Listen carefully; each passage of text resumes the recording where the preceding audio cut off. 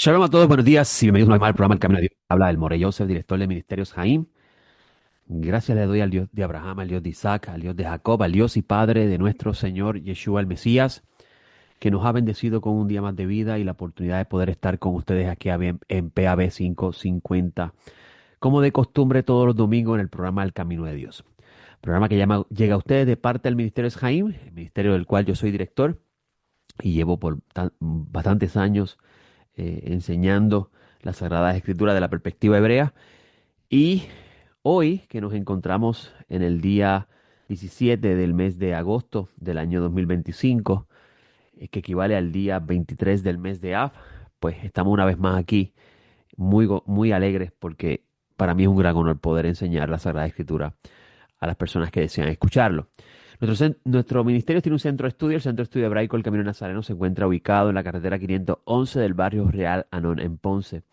Esto es en el kilómetro 1.8, específicamente en el centro comercial Plaza Real Anón. Si alguna vez usted desea visitarnos, puede hacerlo libremente. Llegando al kilómetro 1.8 se encuentra el centro llamado Plaza Real Anón. Allí, entrando inmediatamente a la derecha, hay dos estacionamientos a la izquierda. En el segundo estacionamiento a la izquierda hay un edificio pintado de blanco y gris, y dando para la parte posterior se encuentra nuestro centro de estudio. Allí nos reunimos todos los sábados a partir de las 9 de la mañana, donde hacemos las oraciones tradicionales del pueblo de Israel que desde tiempos antiguos los nazarenos también realizaban, y a la misma vez estudiamos la porción semanal de la Torá y comentamos sobre esta. En el día de ayer, el día 16 del mes de agosto, que era el día 22 del mes de Av, el Av es el quinto mes del calendario hebreo, significa que estamos cerca de la temporada, eh, las festividades relacionadas a otoño, donde se conmemora eventos importantes y habla de promesas futuras que anhelamos que sean pronto en nuestros días. Ayer estudiamos la sección Ekef. Ekef se encuentra en el libro de Deuteronomio. Ekef significa por consecuencia. Se encuentra en el libro de Deuteronomio capítulo 7, versículo 12 a Deuteronomio 11, 25. Eh, la Haftarah, la sección de los profetas, leímos Isaías 49, 14 al 51, 3. Y en los escritos nazarenos leímos Mateo 16, perdón, 13 al 20. El Kev se traduce como consecuencia o por qué o por causa de. Pero es interesante el idioma hebreo, y estudiarlo y conocerlo es un tesoro valiosísimo porque así vas a poder entender muchísimo el juego de palabras que en el mundo judío se utiliza para hablar de las ideas que están reveladas en la Biblia. Algo que el maestro Nazareno no era extraño a esta. El maestro Nazareno incluso hizo este tipo de juego también con el arameo, y en esta porción de Mateo hablamos ayer sobre ello, cuando le dice a Simón Kefa, eh, Pedro, Simón, tú eres Kefas, que es la palabra aramea para el nombre de Pedro, o mejor dicho, el nombre de Pedro en arameo, porque Pedro no hablaba español, así que no se llamaba Pedro, ni tampoco se llamaba Petros, porque era judío, y a Pedro no se le conocía como Simón Petros, sino Simón Kefas, e incluso Simón Bar Yona, Simón hijo de Jonás. Y Yona es la palabra hebrea para paloma. Así que Simón era el hijo de la paloma, pero es porque su papá se llamaba así, Yona. Eh, Kefas era el seudónimo que Yeshua le tenía a, a Pedro. Y Yeshua en ese capítulo 16 le dice, bendecido eres Simón Bayona, porque a ti no te ha revelado sangre y carne que yo soy el Mesías, sino mi Padre. Y sobre esta roca, y la palabra aramea para roca es la misma palabra aramea para Kefas, el nombre de Pedro, edificaré mi congregación. Y algunos pues han interpretado con esto es que Pedro se convirtió en el primer papa, ¿verdad? Esa es la tradición que surge en el cristianismo a partir de esto, pero sin embargo, desde la perspectiva nazarena, lo que esto significa, Yeshua utilizando este juego de palabras, algo bien clásico y normal dentro del mundo del Midrash, algo que algo que Rabbi Yeshua está bien relacionado al Midrashim, que es el enseñanzas, productos de la investigación profunda de los textos. Aquí se utiliza mucho el análisis del hebreo y el juego de significados que tienen las palabras hebreas, dependiendo de la pronunciación. Así también sucede en el arameo. En el arameo también se hace ese mismo de ejercicio y esto se conoce como los Midrashim, la enseñanza que surge de este estudio profundo de los textos sagrados. eh, Basándonos en esto, podemos decir que el maestro Nazaret está haciendo en forma de Midrash un juego de palabras para decir con esto que la revelación de Yeshua como el Mesías eh, es algo que solamente el Creador, bendito sea, va a revelar. Por eso es que él le dice, bendecido eres Simón Mariona, porque esto te lo reveló mi Padre que está en los cielos. Y sobre este fundamento, ¿cuál? Que mi identidad de como el Mesías será, que es revelada por parte de Dios. Sobre este fundamento conducirá mi se construirá mi congregación, mi familia mesiánica, sobre la identidad de que yo soy el Mesías, y esto lo hará el Padre, quien revela quién es el Mesías. Y esto es lo que prácticamente significa el relato o estas palabras de Rabbi Yeshua en este texto de Mateo, donde Yeshua está preguntando sobre qué es lo que la gente habla con respecto al Mesías. ¿Quién sería el Mesías? Algunos decían que iba a ser Jeremías, otros decían que iba a ser Elías. Esto te dice que el mundo del segundo templo había diversidad de pensamientos sobre la idea del Mesías, y estos son temas que debemos estudiar y conocer en de este mundo de Jesús y antes de Jesús, para poder nosotros mejor entender las palabras de Jesús y las cosas que están se están hablando en los evangelios. Una de las cosas que también hablé en el centro de estudio es que como a mí me llama muchísimo la atención cómo dentro de los círculos del evangelismo mundial, para poder alcanzar los judíos a aceptar a Jesús como el Mesías, se ha utilizado las cartas paulinas como evidencia de esta o como fundamento de esta evangelización. A lo cual me llama muchísimo esto la atención. ¿Por qué? Porque cuando vamos a los textos paulinos, a las cartas que se le adjudican a Pablo de Tarso, a Shaul de Tarso, eh, pasamos por alto que la audiencia de Pablo no es una audiencia judía. O sea, las cartas que tenemos como Romanos, Gálatas, Corintios, Tesalonicenses, Colosenses, Efesios, Filipenses, esas cartas fueron escritas a audiencia gentil. Entonces, la mentalidad y el trasfondo gentil está detrás de la mente de Pablo para poder escribirle a esta audiencia en una forma que ellos pudieran entender las cosas que él está hablando. Claro, esta audiencia tenía de alguna forma conocimiento de la ley de Moisés y los profetas, que era la Biblia que existía en ese tiempo. Cuando hablamos de la Biblia que estudiaba Jesús o la Biblia que estudiaba Pablo, tenemos que tener en cuenta que el Nuevo Testamento no existía. Así que cuando leemos a Jesús decir la palabra de Dios, o leemos a Pablo de Tarso decir, hablar de la palabra de Dios, como por ejemplo le dice a Timoteo, ya desde pequeño conoce la Sagrada Escritura, que te pueden ayudar a ser sabio en la salvación que hay en Yeshua el Mesías. Tenemos que tener en cuenta que la Biblia que ellos tenían no es la Biblia que tenemos nosotros hoy. Y cuando digo esto me refiero que no existía tal cosa como Nuevo Testamento. Y esto es sumamente importante. Incluso tenemos evidencia de esto en el libro de los Hechos. Cuando usted va al libro de los Hechos, en el último capítulo del libro de los Hechos, que es el libro tiene una intención por parte de su autor, y es mostrarle a, a una persona llamada Teófilos, explicarle a una persona llamada Teófilos cómo el Evangelio llegó hasta Roma,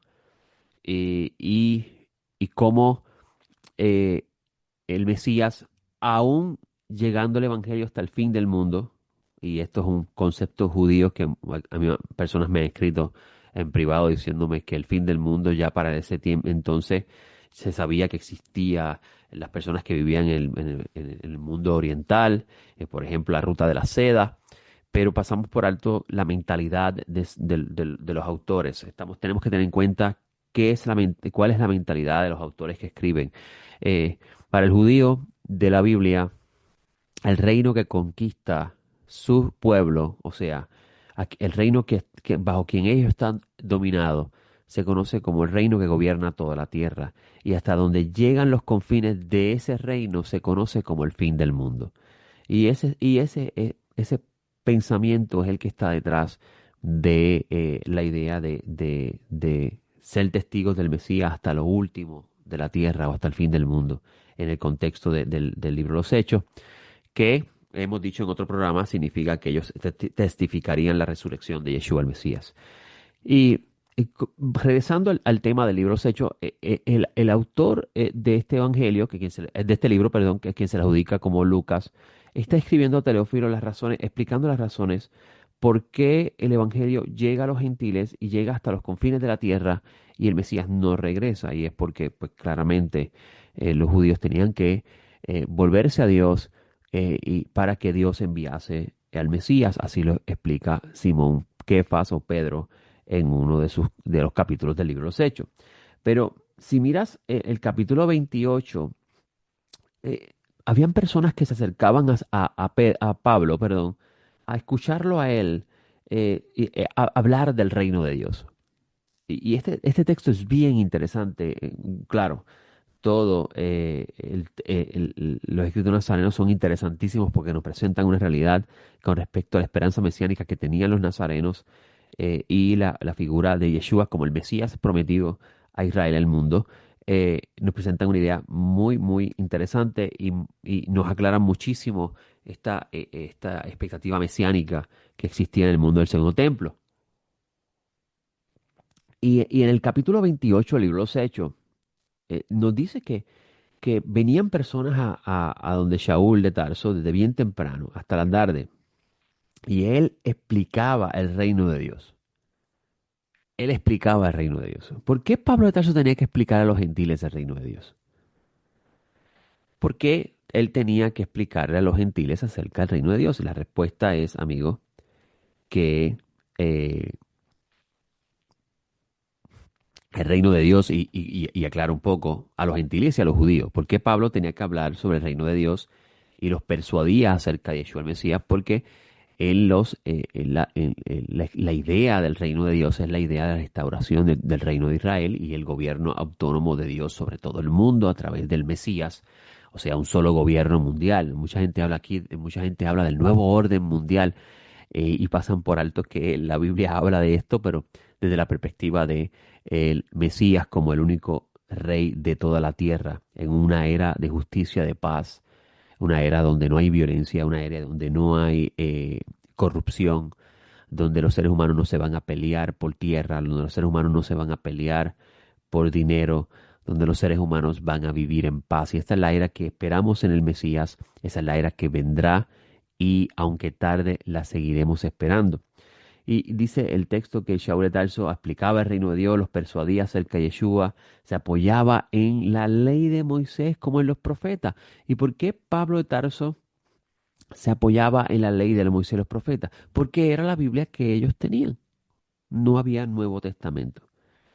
No había Nuevo Testamento. No existía documentos que reemplazaran, como hoy se ha convertido, que reemplazaran lo que Moisés y él él, los profetas hablaron.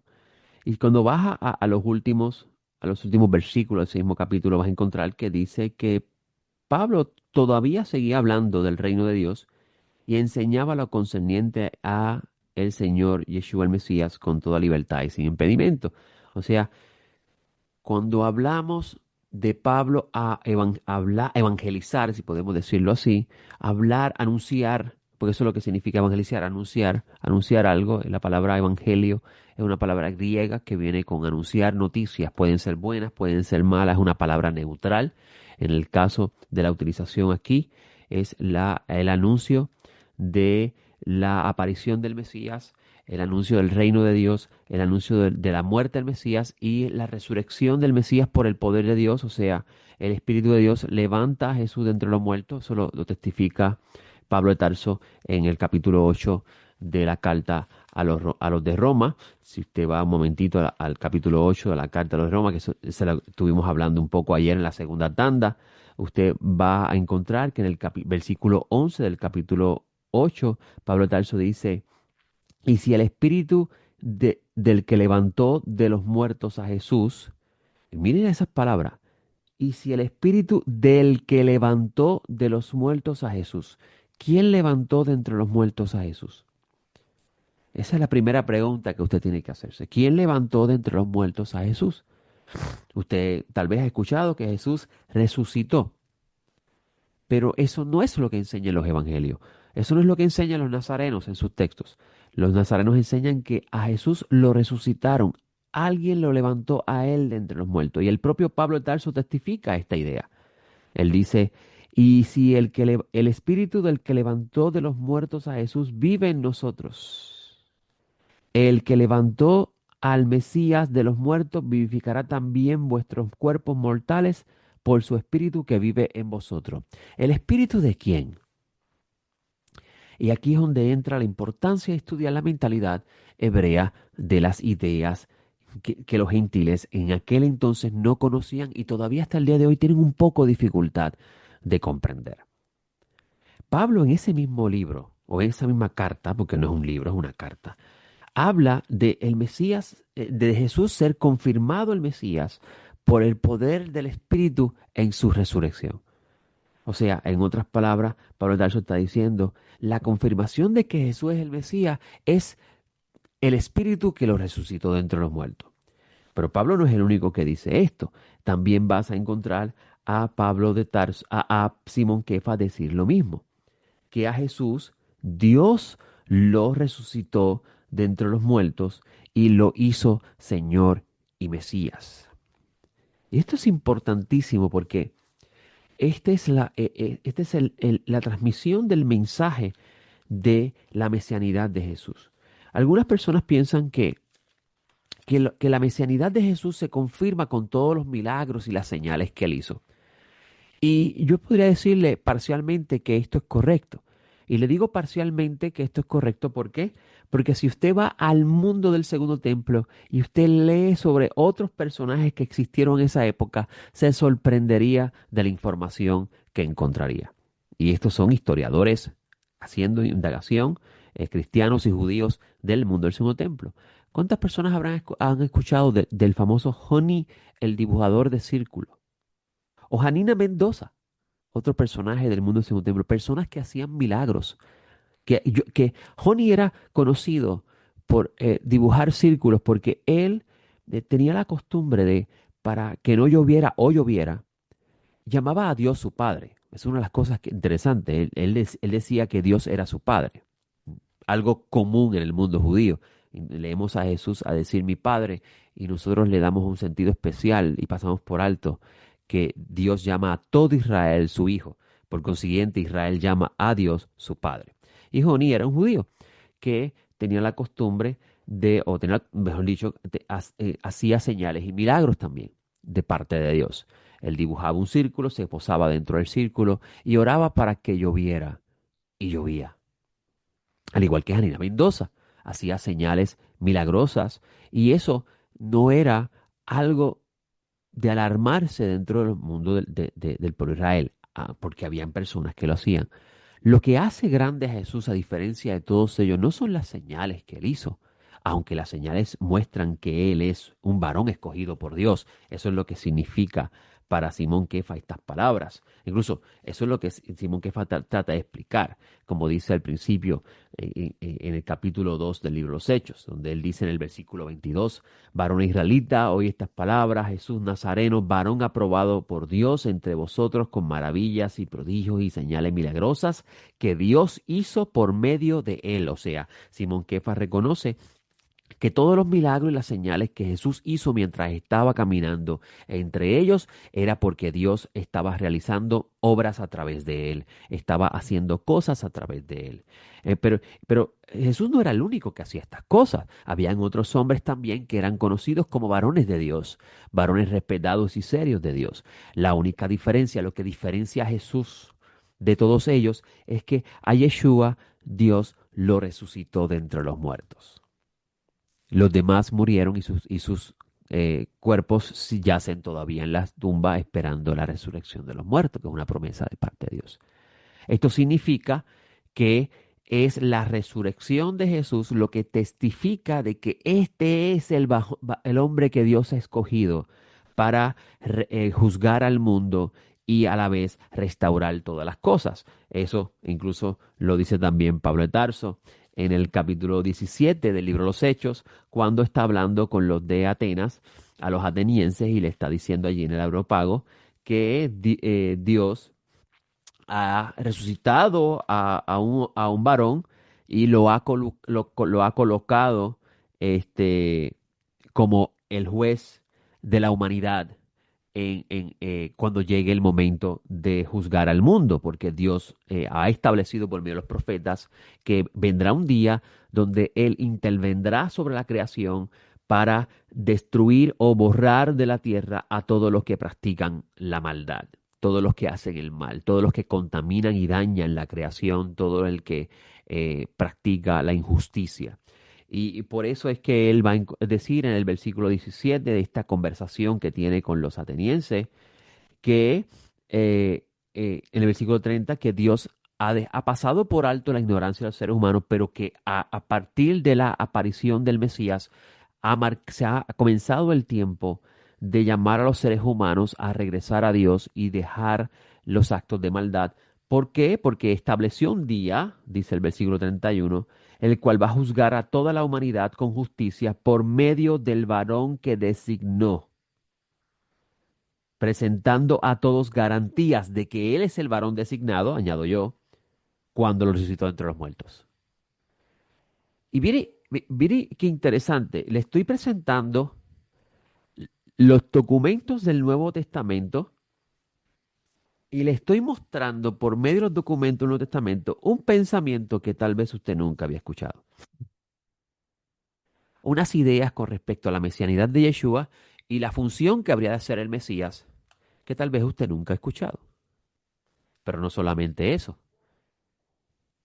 La razón, cuando leemos los escritos nazarenos, tenemos que tener en cuenta este trasfondo que está detrás de todo lo que la narración que está hablando y cómo este trasfondo va a influenciar en la construcción de estos documentos que eventualmente van a ser parte de esta narrativa. Y en nuestro centro de estudio hacemos este trabajo y llevamos a las personas a ver a un Jesús que tal vez no conocían, a un Mesías que los nazarenos presentan, que por muchos años se ha ocultado porque se ha divorciado esta identidad judía de este Mesías de su realidad histórica y su pensamiento cultural.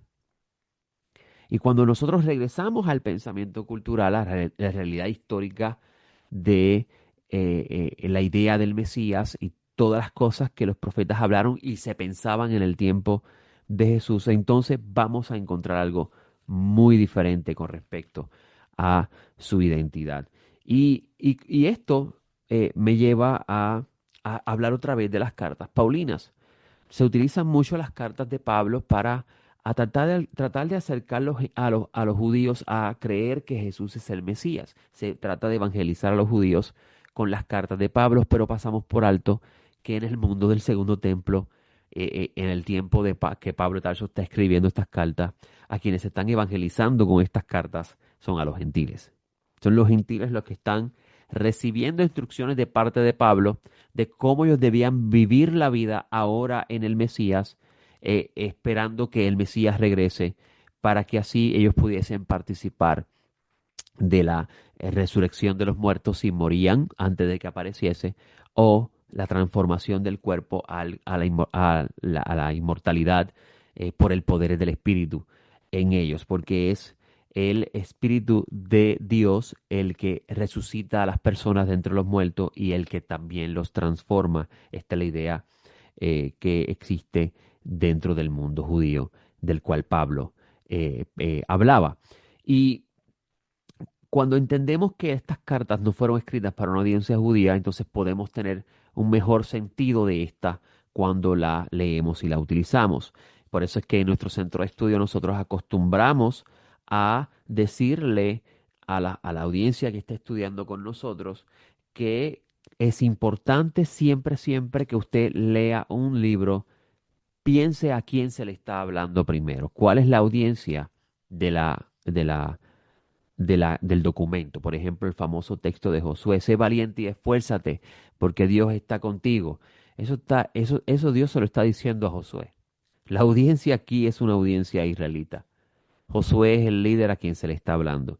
Y tomar ese versículo y robarlo y apropiarse de él y darle otro sentido, le cambia el valor y el sentido, valga la redundancia, de la intención de este documento. Ayer también estuvimos hablando dentro de la Parashá Kev de cómo incluimos también este texto de la carta de Pablo a los gentiles de Éfeso, donde Pablo de Tarso le dice a este grupo de gentiles que se ha unido a la familia mesiánica, porque si no- Pablo en esta carta dice que los gentiles no vivían sin Dios, sin el Mesías, sin las promesas, sin los pactos, vivían muertos, dice Pablo de Tarso, y es muy cierto. ¿Por qué? Porque los gentiles no sabían nada de Dios, no sabían nada de que Dios enviaría un Mesías o tendría un Mesías para reinar en el mundo, no sabían nada de que vendría un Espíritu Santo que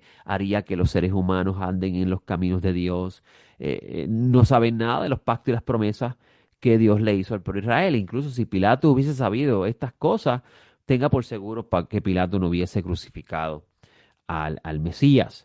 Y Pablo de Tarso en esta carta a los de Éfeso dice que los gentiles viven en la futilidad de su mente. Esto yo lo puedo explicar de una forma más clara con las palabras de Yeshua a sus discípulos si no me equivoco, en Mateo o en Lucas, donde él dice, no se preocupen por lo que van a comer, lo que van a vestir, porque de esto se preocupan los gentiles. O sea, los gentiles están todos los días pensando en cosas físicas, en cosas materiales: qué voy a comer, qué voy a vestir, si voy a pagar la casa, si puedo pagar el carro. Los discípulos del Señor, Yeshua le dice a ellos: ustedes no pueden pensar en eso, ustedes enfóquense en el reino de Dios y lo demás viene por añadidura. Muchas personas buscan de Dios para que Dios les resuelva sus problemas. Muchas personas buscan de Dios para que Dios les otorgue lo que ellos desean. Pero esa idea de Dios no es lo que enseña la Escritura.